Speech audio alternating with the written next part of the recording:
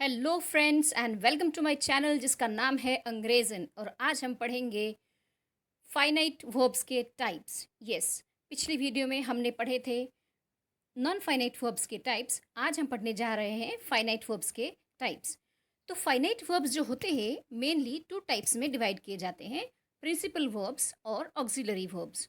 Principal verbs को हम main verbs भी कहते हैं और ऑक्सिलरी वर्ब्स को हम हेल्पिंग वर्ब्स भी कहते हैं।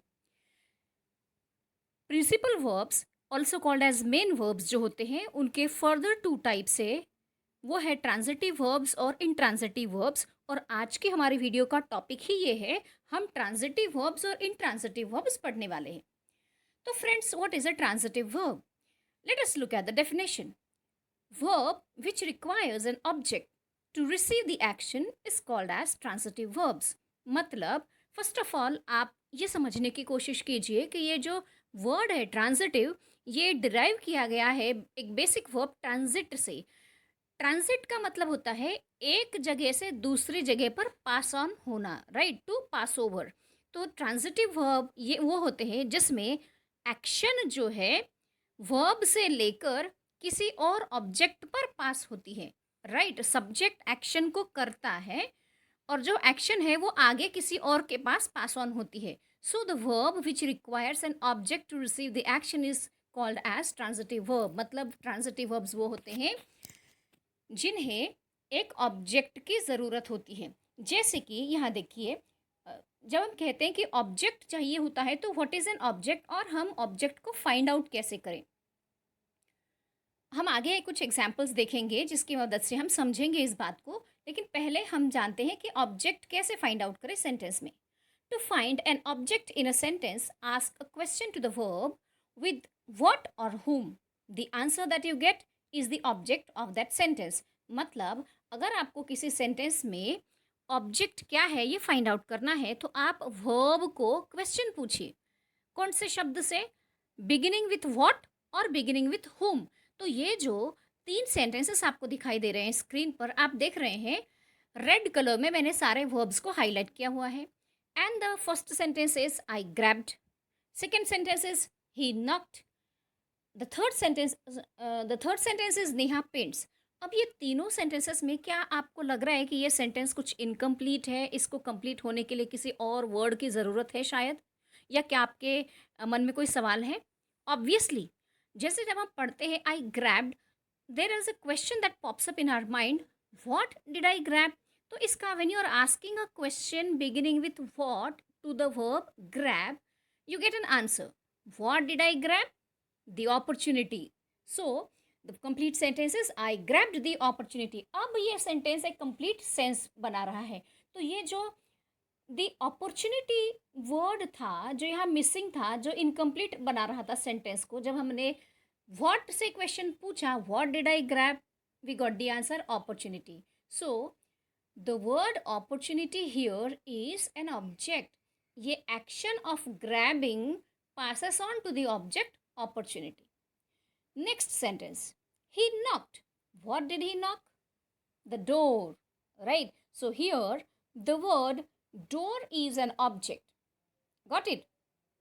So ये जो एक्शन है नॉकिंग का, ये नॉकिंग का एक्शन ट्रांजिट हो रहा है ऑब्जेक्ट डोर पे, राइट, पास ओवर हो रहा है। The next sentence is Neha paints, but the question is what does Neha paint? A picture, right? So we got the answer picture। That means the word picture here is an object। So friends, इससे हम क्या समझते हैं? हमें ये समझ में आता है कि ये जो verbs है ना, grab, knock, paints, जब हमने बिना किसी ऑब्जेक्ट के यूज़ किया था इन वर्ब्स को सेंटेंसेस में, तो ये एक सेंटेंस थोड़ा सा इनकम्प्लीट लग रहा था। अब जब हमने ऑब्जेक्ट्स भी सप्लाई किए तो अब ये सेंटेंसेस एक कंप्लीट सेंस बना रहे हैं, राइट। तो ये जो सारे वर्ब्स हैं, जो एक ऑब्जेक्ट जहाँ ज़रूरी होता है, ऐसे सारे वर्ब्स को हम कहते हैं transitive verbs, right. We call such verbs as transitive verbs. But we learned that we can ask a question with what और whom।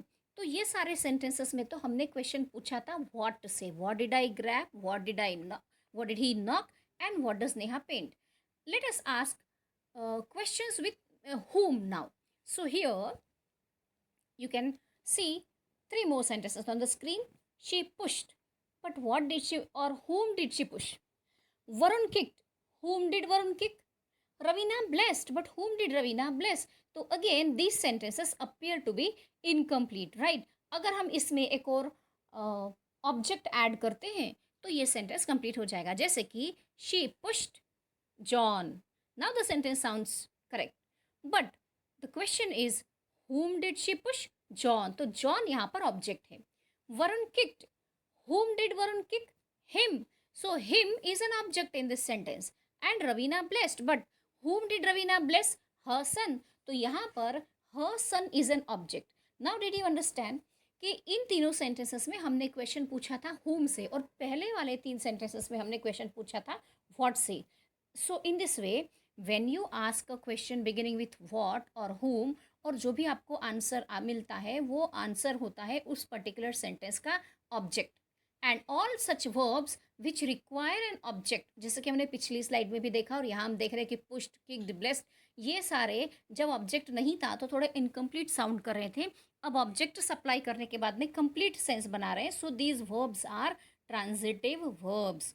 Did you understand that all these verbs are transitive verbs. लेकिन अभी तक जो हमने sentences देखे, सारे sentences में in all the 6 sentences there was just one object. But it is possible that in some of the sentences there may be 2 objects. If there are 2 objects in a sentence, the object that answers the question what is a direct object and the object that answers the question whom is an indirect object. Did you understand that, guys? See, let's take an example and understand. What से जब आप question पूछते हैं किसी verb को और तब जो आंसर आपको मिलता है उसे कहते हैं डायरेक्ट ऑब्जेक्ट. अगर आप क्वेश्चन पूछते हैं whom से और जो आपको आंसर मिलता है वो होता है इनडायरेक्ट ऑब्जेक्ट. कब? जब किसी सेंटेंस में 2 ऑब्जेक्ट्स हो तो वहाँ एक ऑब्जेक्ट डायरेक्ट ऑब्जेक्ट होगा, एक ऑब्जेक्ट इनडायरेक्ट ऑब्जेक्ट होगा. Look at the example on the screen. He wrote me a letter. इस सेंटेंस को हम ऐसे भी लिख सकते हैं he wrote a letter to me. अब इसमें ये जो हाईलाइटेड वर्ड मी है, रेड कलर में जो हाईलाइट किया हुआ है मी, ये है ऑब्जेक्ट. और जो अंडरलाइंड वर्ड है लेटर वो भी ऑब्जेक्ट है. बट हमें फाइंड आउट ये करना है कि इसमें कौन सा वर्ड जो है डायरेक्ट ऑब्जेक्ट है और कौन सा वर्ड जो है इनडायरेक्ट ऑब्जेक्ट है. सो देखिए, when you ask a question what beginning with what did he write, the answer is a letter. तो because letter is answering the question what, letter को हम कहेंगे डायरेक्ट ऑब्जेक्ट है. लेकिन अगर हम क्वेश्चन पूछते हैं whom did he write, the answer is me, तो me is answering the question whom, इसलिए मी हो गया indirect object. I repeat, the object that answers the question what is a direct object.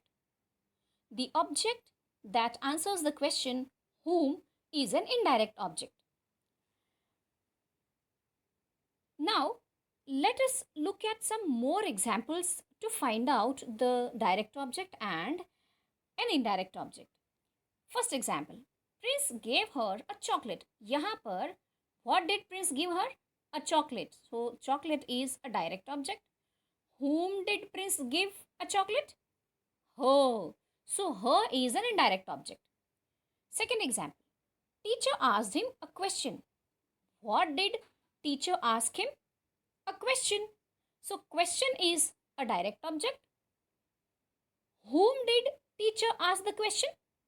Him. So him is an indirect object. In the third sentence, the sentence is we have told you a trick. What have we told you? A trick. So a trick is a direct object. Whom have we told a trick? Whom have we told a trick? The answer is you. So you is an indirect object. And in the last sentence, he taught me a lesson. What did he teach me? A lesson. So lesson is a direct object. Whom did he teach a lesson? Me. So me is an indirect object. So here we have understood what the transitive verbs were and how to find out objects in a sentence and what are direct and indirect objects. Now let's understand what is an intransitive verb. So the definition says verb which does not require an object to receive the action is called as an intransitive verb, right? As against transitive verbs. Transitive verbs को object चाहिए होता है, लेकिन intransitive verbs object नहीं लेते, they do not require an object. Some examples of intransitive verb are die, walk, sleep, stay, sit, fall, arrive, go, etc. All these verbs are intransitive verbs. For example, we all go to school. अब इसमें क्या आप object find out कर सकते हैं? Can you ask a question to the verb go with what और whom? You cannot. You can ask a question with where. Where do we all go? We go to school. So that is not the answer that you are getting is not an object. Yeah, this is not an object. Why? Because you are not asking a question with what or whom. You are asking a question with where. Got it? That makes go an intransitive verb. Similarly, in the second sentence, the guest will arrive soon. If you ask a question to the verb arrive with what and whom, you won't get any answer. But if you ask a question with when will the guest arrive? Soon. So, this verb arrive is answering the question when, but it is not answering the question what or whom. That's why arrive is also an intransitive verb. The last example, my grandpa walks slowly. So, here again, it is not possible to ask a question to the verb walks with what or whom, but you can definitely ask a question with how. How does my grandpa walk? Slowly. So, again, here the question being answered is how, not what or whom. That's why walks is an intransitive verb, right? Now, friends, I want you to remember certain important points. The first point is transitive verbs can be used transitively and intransitively both. मतलब transitive verbs जो होते हैं उन्हें आप transitive form में भी use कर सकते हैं, इंट्रांजिटिव वे में भी यूज़ कर सकते हैं. जैसे कि अगर आप बोलते हैं आई फ्लाई हैप्पीली, राइट, तो यहाँ पर कोई ऑब्जेक्ट नहीं है, तो यहाँ आपने फ्लाई वर्ब जो फ्लाई है उसको इन एन इंट्रांजिटिव मैनर आपने यूज़ किया है. लेकिन आप बोलते हैं कि आई फ्लाई काइट्स, तो यहाँ पर फ्लाई वर्ब को आपने ट्रांजिटिवली यूज़ किया है क्योंकि it is answering the question what do I fly kites. तो इसीलिए यहाँ पे इस सेंटेंस में फ्लाई ये वर्ब ट्रांजिटिवली यूज़ किया गया है, whereas in the previous sentence I fly happily, ये यहाँ पर वर्ब फ्लाई इंट्रांजिटिवली यूज़ हुआ है. Second point to be remembered is only transitive verbs change from active to passive voice. Intransitive verbs don't. ये याद रखिएगा. अगर आपको किसी सेंटेंस को एक्टिव वॉइस से पैसिव वॉइस में या वाइस वर्सा चेंज करना है तो वहाँ पर वर्ब का ट्रांजिटिव होना ज़रूरी है, right? That means the verb must have an object, because intransitive verbs जो होते हैं वो पैसिव वॉइस में चेंज नहीं होते हैं. That is a golden rule for the intransitive verbs. लेकिन though intransitive verbs don't change their voice, this is the third point to be remembered. वैसे तो intransitive verbs अपनी voice active voice से passive voice में change नहीं करते हैं, लेकिन कभी कभी आप देखेंगे you may come across such sentences as, कुछ sentences ऐसे भी आपने सुने होंगे या पढ़े होंगे कि he laughs at me, ये active voice है. लेकिन इसी सेंटेंस को आपने ऐसे भी पढ़ा होगा I am laughed at by him, ये हो गया पैसिव वॉइस. तो जब लाफ इंट्रांजिटिव वर्ब्स है तो उसका पैसिव वॉइस बन कैसे सकता है? इसको पैसिव वॉइस इस तरह से बनाया गया है कि ये जो लाफ है ना, इस वर्ब के बाद में एक प्रेपोजिशन आया है एट, और जब ये एक्टिव वॉइस से पैसिव वॉइस में शिफ्ट हो रहा है तो ये वर्ब लाफ अपना प्रेपोजिशन साथ में लेके ही चल रहा है. हमने सेंटेंस ये नहीं लिखा I am laughed by him at, है ना? लाफ और एट के बीच में कोई दूसरा वर्ड नहीं, ये साथ साथ चल रहे हैं. So, though ideally intransitive verbs do not change from active to passive, sometimes you may come across intransitive verbs taking a preposition and then changing it into a passive voice. Similarly ये sentence देखिए, I was thinking of you, ये active voice है, लेकिन आपने ऐसे भी पढ़ा होगा कि you were being thought of by me. तो यहाँ पर अगेन आप देखिए, think is an intransitive verb, लेकिन इसके इमीडिएट बाद में ये ऑफ प्रेपोजिशन आया है। और ये वर्ब थिंकिंग ऑफ क्या करता है, ये ऑफ को पैसिव में भी अपने साथ लेकर चलता है।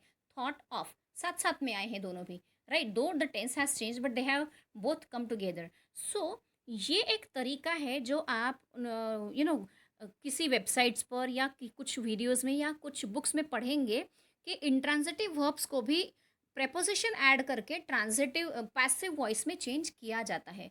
तो जब जब ऐसा किया जाता है, एक इंट्रांजिटिव वर्ब को प्रेपोजिशन साथ में जोड़ करके पैसिव वॉइस में चेंज किया जाता है, तो ऐसे पैसिव वॉइस को हम प्रेपोजिशनल पैसिव कहते हैं, क्योंकि एक प्रेपोजिशन ऐड हुआ है।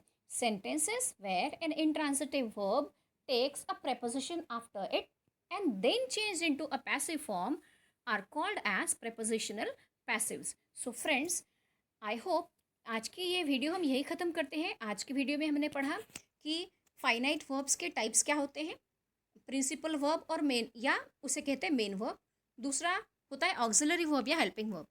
प्रिंसिपल वर्ब्स यानी मेन वर्ब्स को ही हम फर्दर डिवाइड करते हैं दो टाइप्स में, that is transitive and intransitive verbs. तो ये पूरी वीडियो ट्रांजिटिव और इंट्रांजिटिव वर्ब्स के बारे में थी, जिसके हमने पढ़ा ट्रांजिटिव वर्ब क्या होते हैं, ऑब्जेक्ट को कैसे फाइंड आउट करते हैं सेंटेंस में, डायरेक्ट और इनडायरेक्ट ऑब्जेक्ट क्या होता है, इंट्रांजिटिव वर्ब क्या होता है, और इंट्रांजिटिव वर्ब को पैसिव फॉर्म में यदि कन्वर्ट करना है तो वो कैसे किया जाता है, उससे क्या कहा जाता है।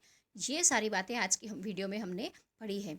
तो फ्रेंड्स, अगर आपको यदि आज की ये वीडियो पसंद आई है तो लाइक शेयर और सब्सक्राइब ज़रूर कीजिएगा, और आपके फ्रेंड्स के साथ में भी ये शेयर कीजिए।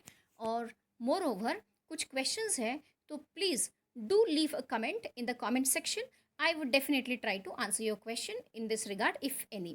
थैंक्स फॉर वॉचिंग फ्रेंड्स, मिलते हैं अपनी नेक्स्ट वीडियो में। Till then, goodbye, see you soon.